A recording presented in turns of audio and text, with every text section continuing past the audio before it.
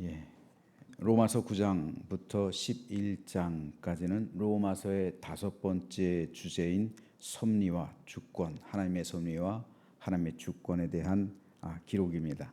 오늘 이 중간에 있는 10장을 읽었는데 10장은 크게 세 문단으로 구성되어 있습니다. 10절까지는 참 지식을 좇지 않은 이스라엘의 열심과 하나님의 의에 대한 거부에 대해서, 11절로 15절은 구원의 복음의 보편성 및 복음 전파자의 중요성을, 마지막으로 21절까지는 예수 그리스도의 복음에 대한 이스라엘의 불순종에 대해서 기록하고 있습니다. 자, 오늘은 이 가운데서 9절, 10절 말씀에 대해서 잠시 살펴보겠습니다. 네가 만일 내 입으로 예수를 주로 시인하며 또 하나님께서 그를 죽은 자 가운데서 살리신 것을 네 마음에 믿으면 구원을 받으리라. 사람이 마음으로 믿어 의에 이르고 입으로 시인하여 구원에 이르느니라. 자, 여기서 바울은 구원받는 두 가지 조건에 대해서 말하는데, 그것은 첫째, 입으로 예수를 주라 시인하는 것. 둘째, 예수님이 죽은 자 가운데서 부활하셨다는 사실을 마음으로 확실하게 믿는 것이었습니다. 자, 그렇다면 구원받는 것은 결코 어려운 게 아니죠. 예수를 주님이라고 고백하고 시인하고, 그리고 예수님이 부활하셨다는 사실을 마음으로 믿는 것. 그러면은 구원받는 건 참 어려운 것이 아니구나라고 우리는 생각하기가 쉽습니다. 하지만 당시 로마서가 쓰일 그때로 들어가서 오늘 이 본문을 보면요, 그렇지가 않아요. 왜 그런지 잠깐 말씀드리겠습니다. 먼저 여기서 주에 해당하는 헬라 원어는 퀴리오스예요. 퀴리오스는 일반적으로 통상적으로 주님, 주라고 번역이 되는데, 이 퀴리오스란 말에는 세 가지 의미가 있어요. 똑같은 주님인데 세 가지 의미가 달라요. 먼저 노예가 주인님을 부를 때 퀴리오스라고 했어요. 노예가 주인을 향해서 주님, 퀴리오스라고 불렀어요. 당시 세계에서 주인은 노예의 생사여탈권을 쥐고 있어요. 즉 노예를 죽일 수도 있고 노예를 살려줄 수도 있어요. 노예에게 자유를 줄 수도 있고 심지어는 노예를 자기 양자로 삼을 수도 있어요. 이 모든 생사여탈권을 주인이 가지고 있어요. 그래서 노예는 주인을 향해 주님, 퀴리오스라고 불렀어요. 따라서 예수님을 나의 주님이라고 시인한다는 것은 나의 목숨이, 내 생사여탈권이 주님에게 있음을 고백하는 것이고, 나는 주님 앞에서 노예입니다 라는 것을 고백하는 것이었어요. 둘째로 예수님을 퀴리오스, 주님이라고 시인한다는 것은 그분을 신으로 인정하는 것을 의미했어요. 퀴리오스라는 이 말은 당시 세계에서 자기가 섬기는 신을 향해서 신에 대한 호칭이기도 했어요. 따라서 예수님을 퀴리오스라고 부르는 것은 예수님이 나의 신이다 라는 것을 인정하고 고백하는 것이었어요. 당시 세계에서 수많은 신들이 있었죠. 그런데 예수님이 나의 퀴리오스라고요. 예수님이 나의 신이라고요. 나는 예수라는 신을 믿는 사람이라는 그 사실을 모든 사람 앞에서 고백했던 거예요. 마지막 세 번째로 예수님을 퀴리오스라 시인한다는 것은 그분을 왕으로 인정한다는 고백이었어요.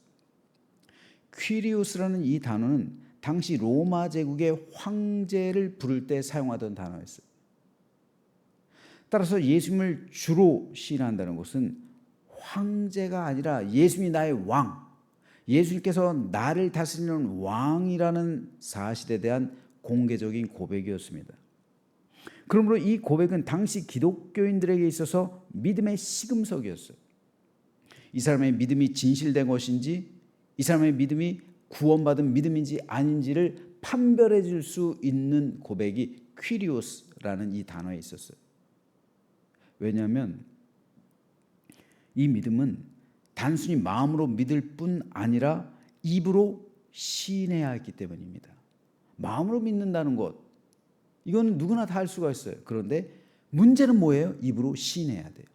여기서 시인한다는 말은 단순히 마음으로 믿는다는 것이 아니라 예수님을 나의 주님, 나의 생사 여탈권을 쥐고 계신 나의 주인님, 그리고 나의 신, 나의 왕이라는 것을 공개적으로 고백하는 것을 말했어요. 모든 사람 앞에서 공개적으로 고백할 때 구원받는다. 이것이 바울의 두 번째 조건이었던 거예요. 구원받는 데 있어서.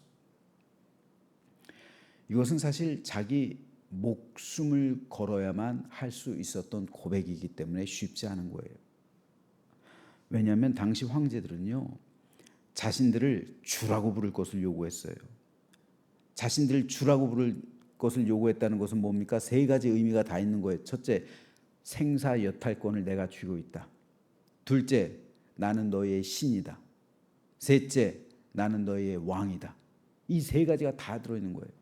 즉 내가 너희들의 생사 여탈권을 쥐고 있고 나는 너희들의 신이고 동시에 왕이다. 그래서 황제에 대해서 퀴리오스라고 부를 것을 요구했단 말이죠.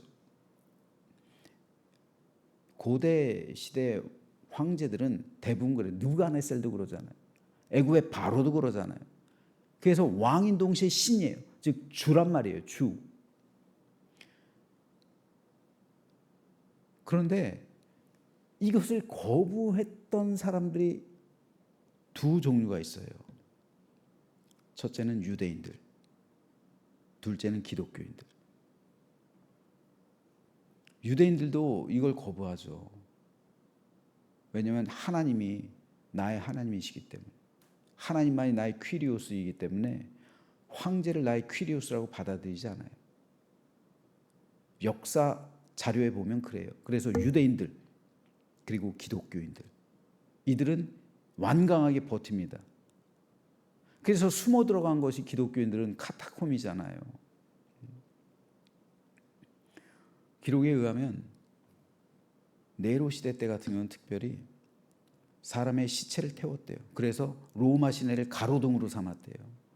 사람을 태우면 기름이 많이 나온대네요. 이 기름 때문에 많이 탄대요. 활활 탄대요. 그래서 사람을 꽂아가지고, 창에 꽂아가지고 그걸 로마 시내를 등불을 밝혔대요. 그렇게 죽어갔어요. 그러면서도 황제가 나의 퀴리오스가 아니라 유대인들은 하나님이 나의 퀴리오스입니다. 성경에 제일 많이 번역된 단어가 뭐라고 그랬어요? 이 퀴리오스란 말이에요. 퀴리오스. 퀴리오스는 말이 제일 많이 번역돼 있어요. 주. 그 다음에 하나님, 야훼요. 자, 그런데 기독교인들이 문제는 카타콤으로 숨어 들어가죠. 그런데 생각해 보세요. 경제 생활 못 해요. 그렇죠? 그러니까 로마 시내에서 자신의 정체를 숨기고 믿음 생활하는 사람들, 그런 사람들이 원조를 해주는 거예요. 그리고 어쩔 수 없이 그들이 카타콤에서 먹을 것을 구하기 위해서 나올 때가 있어요. 그럴 때 로마 군병이 들이닥쳐요. 집집마다 들이닥칠 때도 있고, 이 사람은 기독교인인가?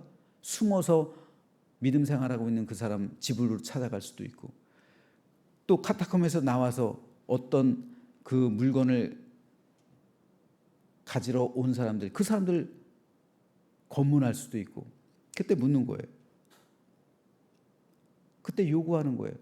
황제를 주라 시인하. 그때 이 사도 바울의 고백이요. 황제들은 자신을 주라 부르지 않는 자들 엄벌에 처했어요. 주라 시인하며 목숨을 살려주지만 그렇지 않으면 죽였어요. 자, 바로 그 상황에서 바울이 오늘 본문에서의 구원의 조건을 말하고 있는 거예요. 내가 만일 내 입으로 예수를 주라 시인하며, 또 하나님께서 그를 죽은 자 가운데서 살리신 것을 내 마음에 믿으면, 확실하게 믿으면, 이건 뭡니까? 죽은 자 가운데서 살리셨다. 나도 살리실 것이다. 내가 오늘 죽지만 나도 살리실 것이다. 이것을 확실하게 믿는다면 넌 구원받을 것이다. 구원의 현재성이에요. 자, 이거를 로마 군인 앞에서 한번 생각해 보세요. 로마 군인이 나를 급습했어요. 걸렸어요. 그 상황에서 묻습니다. 황제가 주인이냐? 주라 부를 수 있느냐? 아니면 어떻게 할 거냐? 그때 네가 만일, 그래서 이 만일이란 말을 쓰는 거예요, 바울이. 만일 내 입으로 황제가 아니라 예수님이 나의 퀴리오스입니다. 이것을 공개적으로 고백하고, 그래, 당신들이 나를 죽이겠지 오늘. 그렇지만 나는 오늘 예수님과 함께 부활할 거다. 살아날 거다. 이 사실을 믿는다면 어떻게 돼요? 기꺼이 내 목숨을 초기와 같이 버리겠죠. 그렇겠죠. 그러면 넌 구원받을 것이다. 이런 뜻이에요. 그러면 구원받는다는 것이 쉽습니까? 어려워요. 배교가 뭘까요? 배도가 뭘까요? 이걸 부인하는 게 배도예요. 이것을 그 당시 그 상황 속에서 나의 믿음의 줄을 저버리는 것, 그리고 내 목숨을 구하기 위해 황제가 나의 신입니다. 고백하는 것. 이게 배교예요. 그래서 바울은 사람이 마음으로 믿어 의에 이르고, 자, 입으로 공개적으로 시인해서 고백해서 구원에 이른다 말하는 거예요. 그러므로 구원받는다는 것은 결코 쉬운 일이 아닙니다. 만일 그 세대는 구원을 받는 게 이렇게 어려웠는데 지금 세대는 구원받는 게 쉽다? 아니요. 그건 불공평한 거죠. 아니요. 진리가 변하지 않는 것처럼 구원받는 것은 그때나 지금이나 쉽지 않은 거예요. 구원의 조건은 그때나 지금이나 같아요. 근데 우리에게 뭐가 사라졌어요? 공개적으로 고백할 수 있는 기회가 사라졌어요. 그렇잖아요. 공개적으로 고백할 수 있는 기회가 사라졌어요. 그 기회가 일제강점기 때는 있었어요. 신사참배. 신사참배 죄 앞에서 공개적으로 이 교회 안에 미소기 하라이를 설치해놓고 신사를 설치해놓고 천황이 주다, 너의 주다 라고 고백할 것을 요구하잖아요. 그때 이 땅에 있는 기독교인들이 어떻게 됐습니까? 97%의 기독교인들이 다 배교했어요. 97%라고요. 97%. 그래서 다 신사에 절을 하면서 황제가, 천황이 나의 신이라고 고백했어요. 그게 신사참배예요. 그럼 우리가 일제강점기 때 그 시절로 우리가 돌아가 본다고 한번 생각해 보세요. 우리 교회에서 이렇게 신사를 설치하라. 그럼 나는 내 목숨 걸고 나 안 합니다 하고서 형무소 들어가가지고 교도소 들어가가지고 감옥 들어가서 고문받고 죽을 수 있을까요? 목사로서 그렇게 할 수 있을까요? 여러분들은 그것을 거부하고서 끔찍한 고문을 당하고 죽임을 당할 그런 각오가 돼 있을까요? 구원받는 건요, 이게 배교잖아요. 배교. 이게 배도입니다. 근데 이 배교에 대해서 우리는 회개하지도 않잖아요. 여러분, 이 배교에 대해서 회개하지 않는 사람들도 구원받지 못하는 거예요. 알면서도 이걸 회개하지 않는다? 어떻게 구원받습니까? 이걸 알면서도 회개하지 않는 사람들이. 그 상황 속으로 들어가서 한번 내 믿음을 한번 살펴보세요. 내가 과연 그 시절에 있었다면, 내가 그 시절에 내가 그 현장에 있었다면 나는 과연 어떻게 할 것인가? 반문해 봐야죠. 그럴 수 없다면 우리도 구원받는 게 아니에요. 그 정도로 구원은 쉬운 게 아닙니다. 그 정도로 확실성이 있어야 되는 거예요. 그래, 내가 오늘 죽어도 부활할 수 있지. 내 목숨 초기화같이 버릴 수 있는 그 정도의 확실한 믿음, 확고한 신념, 예수 그리스도를 향한 확실한 신념과 믿음, 그리고 천국을 향한 갈망과 소망, 이에 대한 확신이 없으면 우린 구원받는 게 아니에요. 그냥 우리는 피상적으로 종교인으로 살아가고 있는 거예요. 그래서 예수님은 이렇게 말씀하세요. 청함을 받은 자는 많되 택함을 입은 자는 적으니라. 청함 받았다는 건 뭐예요? 교회 생활하는 거예요. 다 청함 받은. 그런데 이 가운데서도 택함 받은 사람은 적다는 말이에요. 그리고 좁은 문으로 들어가라. 멸망으로 인도하는 문은 크고 그 길이 넓어 그리로 들어가는 자가 많고 생명으로 인도하는 문은 좁고 길이 협착하여 찾는 자가 적음이라. 예수님의 말씀이잖아요. 예수님께서 구원받는 사람이 적다고 하면 적은 거예요. 내가 세상에 다시 올 때 믿음을 찾아볼 수 있겠냐? 이렇게 믿음을 과연 찾아볼 수 있겠냐? 신사참배 97%다 신사참배라고 그랬어요. 믿음을 찾아볼 수 있겠냐? 적다는 말이에요. 그렇다면 구원받는 것이 로마 시대 때 또 일제강점기 때도 쉽지 않았다면 오늘날에도 쉽지 않은 거예요. 오늘날의 문제는 뭡니까? 이것을 테스트할 수 있는 방법이 없어요. 어떤 외부적인 환난이 없잖아요. 뭐 공산당이 있기를 합니까? 그래서 공산당처럼 뭐 십자가를 밟으면 죽인다, 이런 시험도 없어요. 그러니까 우리는 믿음의 경각성을 가지지 못하고 그냥 내가 구원받은 줄 알고 살아가는 거예요. 내가 그냥 죽으면 천국 가는 줄 알고 살아가는 거예요.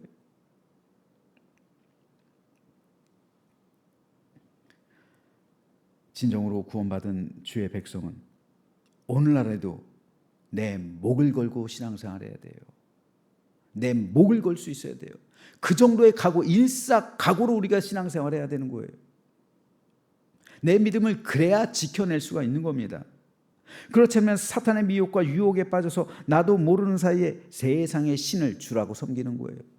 돈의 신을, 그렇죠? 재물의 신, 그 신들을 나의 신으로 섬기면서 나도 모르는 사이에 넓은 길로, 크고 넓은 길로 가고 멸망의 길로 가는 거예요. 그러므로 우리는 바울의 고백과 같이 두렵고 떨림으로 우리의 구원을 이루어야 합니다. 저는 우리 교회에 속한 모든 성도가 다 구원받은 믿음의 백성이 되기를 소망합니다. 그래서 영원한 천국에서 다시 만나 뵙기를 소망해요. 그래서 이 바울의 이 믿음의 고백, 이 구원의 조건 다시 한번 읽어보면요, 내가 만일이라고 했어요. 그래서 만일 내 입으로 예수를 주로 시인하며 고백하며 또 하나님께서 그를 죽은 자 가운데서 살리신 것을 내 마음에 믿으며 내가 오늘 죽어도 나는 주님과 함께 부활할 것이다. 내가 오늘 죽게 된다 할지라도 나는 오늘 주와 함께 낙원에 있게 될 것이다. 이 사실을 우리가 확신한다면 뭐가 우리를 건들겠어요? 병이요? 질병이요? 가난이요? 죽음이요? 뭐가 우리를 건드려요? 내가 오늘 주님과 함께 있는다는데 이 믿음이 없으니까 그렇게 아등바등하는 거잖아요. 이 믿음이 없으니까 살려고, 이 믿음이 없으니까 잃지 않으려고, 이 믿음이 없으니까 내 목숨을 위해서, 이 믿음이 없으니까, 이 믿음이 확실하지 않으니까 그냥 아등바등하는 거잖아요.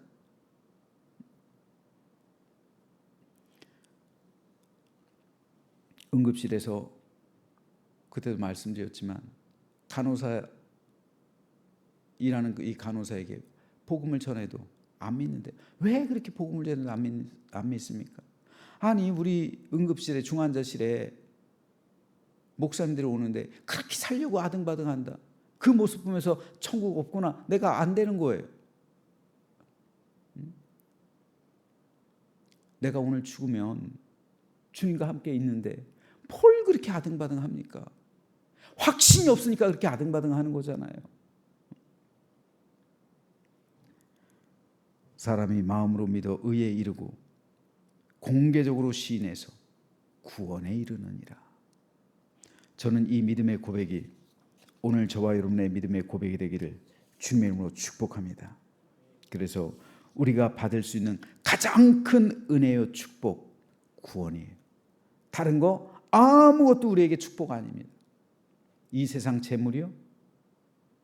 우리의 죽음과 함께 끝나는 거예요. 모든 거 다 끝장나는 거예요. 내가 가진 세상 명예, 권세, 권력, 돈, 재물, 심지어는 자식들, 모든 것 다 사랑하는 아내, 남편 다 세상 끝날 것 함께 다 사라져 버려요. 새로운 관계 속으로 들어가는 거예요. 오직 하나님만 남게 돼요. 그리고 내 믿음이 나를 천국으로 인도할 줄로 믿습니다. 이것이 그래서 로마서의 주제잖아요. 로마서의 주제는 믿음과 구원이잖아요. 그래서 오늘 아침 내가 구원받았다는 이 사실, 믿음으로 확신하게 되는, 그리고 이 믿음 앞에서 모든 것을 초연하게 생각하며, 그리고 이 믿음이 나에게 주어졌다는 사실, 그 한 가지로 우리는 성도들은 기쁘게 사는 거예요. 그 한 가지로 우리는 세상을 활기차게 사는 거예요. 그 한 가지 때문에 우리는 행복한 거예요. 그 한 가지로 인해서 우리는 세상을 이기는 거예요. 이런 사람은 사탄이 이기지 못해요. 아니 죽음으로도 안 통하고 뭘로도 안 통하는데 이런 사람은 어떻게 이겨요? 이런 사람만이 악의 영과 싸워서 승리할 줄로 믿습니다. 이런 사람만이 그리스도의 군사가 되고 십자가 군병이 돼서 하나님의 나라 이 땅 가운데 임하는 거룩하고 복된 주의 제자가 될 줄로 믿습니다. 바라기는 오늘 아침 저와 여러분 그 믿음을 발견하고 그 믿음 위에 굳건하게 서서 주께서 베풀어 주시는 은혜의 충만함을 누리는 복된 새벽 되시길 주님의 이름으로 축원합니다.